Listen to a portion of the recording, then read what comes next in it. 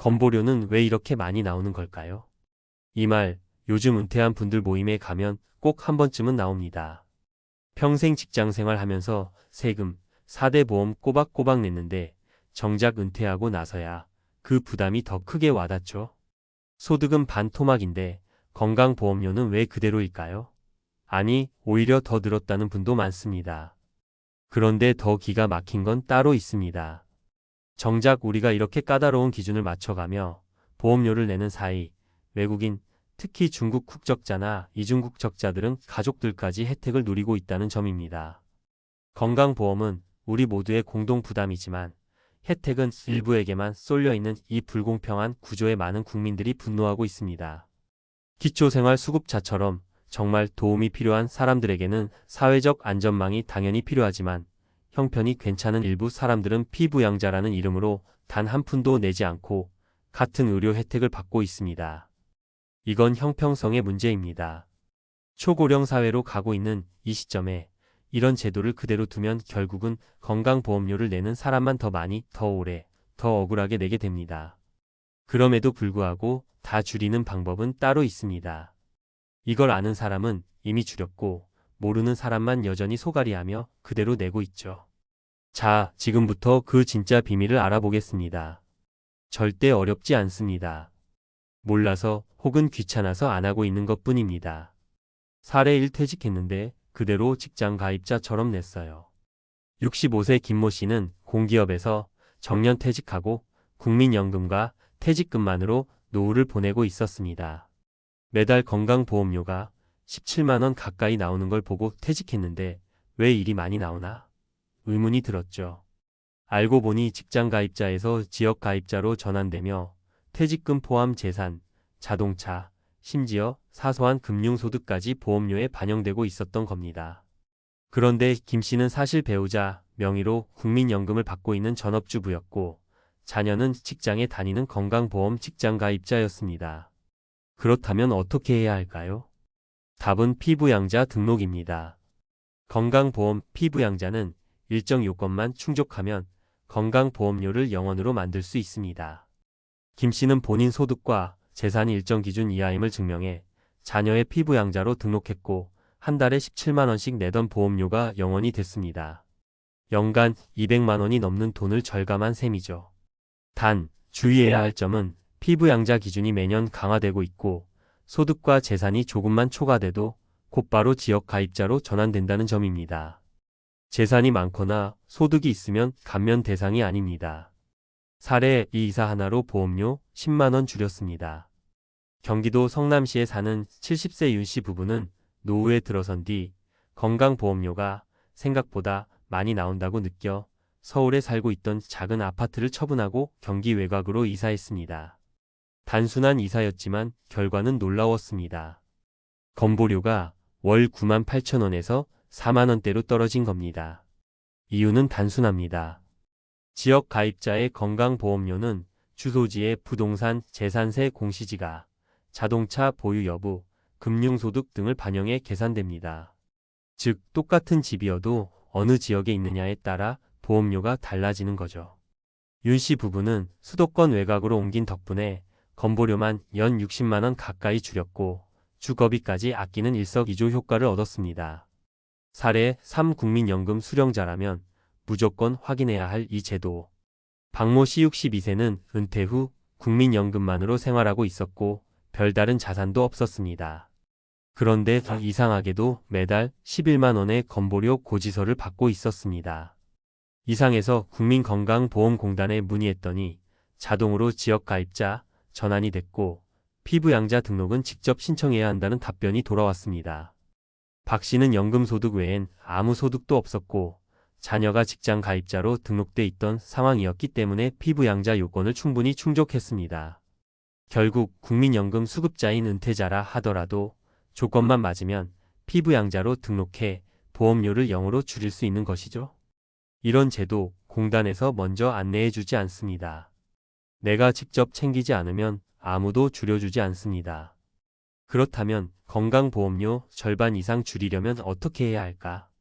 피부양자 자격을 먼저 검토하세요. 배우자, 자녀가 직장 가입자라면 충분히 피부양자로 들어갈 수 있는지 확인해 보세요. 재산세 과표와 금융소득, 연금 외 소득이 중요한 기준입니다. 재산과 자동차 점검은 필수입니다. 오래된 자동차라도 등록만 돼 있으면 보험료에 반영됩니다.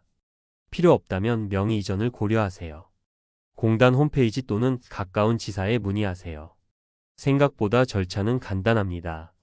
신청서 제출과 몇 가지 증빙만 있으면 확인 후 감면이나 피부양자 등록이 가능합니다. 은퇴 후 한푼이 아쉬운 시기입니다.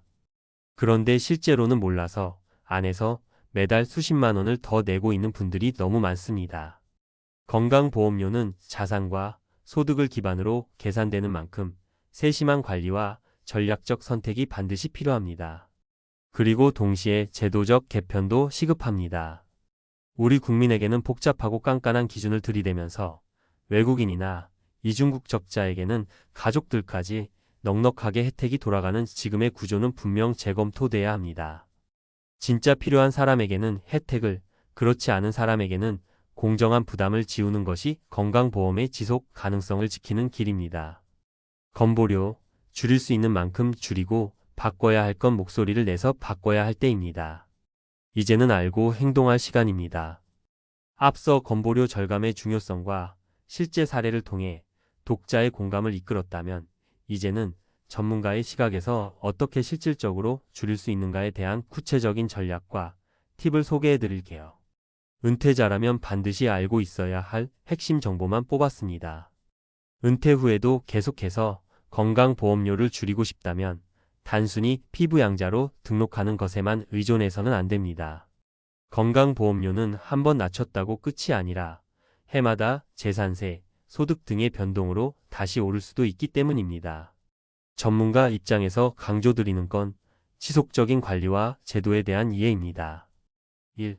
건강보험료 계산 구조를 이해하면 줄일 길이 보입니다. 건보료는 크게 두 가지 기준으로 계산됩니다. 직장 가입자는 월급에서 일정 비율 2025년 기준 약 7.09%이 자동으로 빠져나가지만 지역 가입자는 복잡합니다. 보유한 재산, 금융소득, 임대소득, 자동차, 연금소득 등을 점수화해서 산정하죠. 예를 들어 은퇴 후 월 200만 원의 국민연금을 받는 65세 어씨가 자동차를 일대 보유하고 2억 원 상당의 아파트를 가지고 있다고 가정해 보겠습니다. 이 경우 연금소득 외에도 재산 점수, 자동차 점수가 합산되면서 보험료가 10만 원, 15만 원 수준으로 나올 수 있습니다. 하지만 만약 이분이 아파트를 자녀에게 증여하고 자동차를 명의 이전했다면 점수가 확 떨어지면서 보험료는 절반 수준으로 줄어들 가능성이 높습니다. 즉, 건보료는 단순히 수입이 아니라 보유 자산 전체가 평가 대상이라는 점을 꼭 기억해야 합니다. 2. 피부양자 등록 무조건 가능한 게 아닙니다. 기준 체크 필수. 피부양자 등록이 무조건 절세 전략은 아닙니다. 건보공단은 해마다 조건을 강화하고 있고 소득이나 재산이 기준을 조금이라도 넘으면 바로 지역 가입자로 전환됩니다. 예외 없이 자동 감시에 걸리죠. 2025년 기준 대표적인 피부양자 등록 조건은 다음과 같습니다. 소득 요건 연간 소득 3,400만 원 이하, 근로연금이자 배당 등 모두 포함. 재산 요건 재산세 과표 9억 원 이하, 그중 일정 기준 초과 시 별도 보험료 부과. 자동차 기준 배기량 1600cc 초과 4천만 원 이상 차량 보유 시 제외 가능성 있음. 따라서 국민연금이나 퇴직연금으로 매달 수입이 있더라도 금융소득이 많은 분들 또는 고가 차량 보유자는 피부양자 대상에서 탈락될 수 있습니다. 이럴 경우엔 일부러 보험료가 더 적게 나오는 가족에게 지역 가입자로 묶는 방식 가족 합산 관리도 전략이 될 수 있습니다. 3. 연금 수령 시기와 형태도 보험료에 영향 줍니다. 많은 분들이 간과하는 부분이 바로 연금 수령 시기입니다. 예를 들어 국민연금은 60세부터 수령할 수 있지만 수령을 늦추면 매년 최대 7.2%씩 연금액이 증가합니다. 이건 보험료와도 연결되는데요. 국민연금 수령을 늦추면 당연히 당장의 연금 소득이 적어지므로 지역 가입자로 전환될 경우 보험료도 낮아지는 효과가 있습니다. 또 하나, 퇴직연금 수령 방식도 주의해야 합니다. 일시금으로 받으면 건강보험료 산정 기준에 금융소득이나 재산으로 반영되지만 연금 방식으로 분할 수령하면 그만큼 연간 소득이 낮아져 피부양자 자격 유지나 보험료 감면에 유리합니다. 즉, 보험료 부담을 줄이려면 연금은 가능한 나눠서 받자는 원칙을 기억하세요. 4. 자동차, 무조건 감가상각이 해답은 아닙니다. 자동차는 단 한 대만 보유하고 있어도 보험료에 영향을 줍니다. 특히 2000cc 이상 대형 차량이나 고가의 전기차는 예외 없이 점수화됩니다. 예를 들어 시가 4천만 원 이상의 SUV를 보유하면 월 보험료가 24만 원 더 부과될 수 있습니다. 이 때문에 전문가들은 실제 사용하지 않는 자동차는 명의 이전하거나 폐차 등록하는 것이 유리하다고 조언합니다. 단, 감가상각이 진행되어 시가가 크게 낮아졌다면 실제 공시가 기준으로 점수가 자동 조정되므로 무조건 차를 처분하지 않아도 되는 경우도 있습니다. 따라서 자동차 보험료 영향 여부는 국민건강보험공단 홈페이지에서 건보료 모의 계산기로 확인해 볼 수 있습니다. 5. 현금 흐름이 중요한 은퇴자, 월급처럼 보험료를 설계하라. 전문가로서 가장 드리고 싶은 조언은 이것입니다. 은퇴자는 자산이 아니라 현금 흐름이 중요합니다. 매달 고정적으로 들어오는 돈에서 얼마나 빠져나가는지가 체감 생활 수준을 결정하거든요. 따라서 지출 절약 전략으로서 건보료 절감은 단순한 보험료 문제가 아니라 노후 생존 전략이기도 합니다. 매달 20만 원 나가던 보험료가 5만 원으로 줄어든다면 연간 180만 원, 10년이면 1,800만 원입니다.